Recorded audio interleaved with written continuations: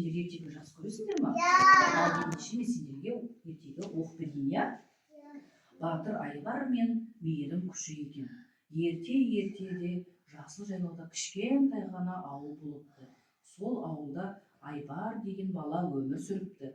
Ол күші емес, бірақ жүрегі өте мейірімді, сөзі шыншыл екен. Үлкендерге көмектесіп, кішілерге қорғау жасап жақсы көретін.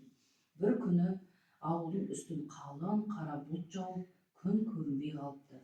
Балалар ойнай алмай, гүлдер суылып қапты. Ауыл адамдары не істерін білмей қапада қалыпты. Сонда Айбар алға шығып, қорықпаңыздар, мен барып көмектесемін депті.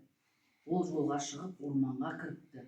Орманда ол жылап отырған қоянды көріп, қоян торға түсіп қапты. Айбар оны босатып жіберіпті. Құс та оған алғысын айтыпты.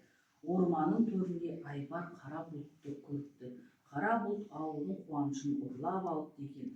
Айбар қорықпай алға шығып, сен жамандық жасама деп батыл сөйлепті. Сол кезде қоян мен құс келіп, Айбарға көмектесіпті. Мейірім мен батылдық күші бірігіп, қара бұлтты қуып жіберіпті. Күн қайта шығып, гүлдер жайқалып, балалар күліпті. Айбар ауылына оралыпты.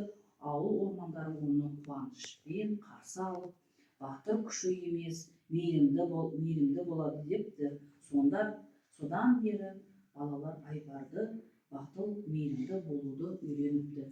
Міне көрдіңдер ме балалар? Айбар деген қандай мейірімді бала болған екен, иә?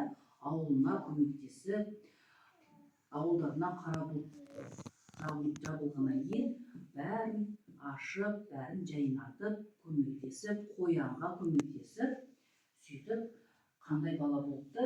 Батыр бала мен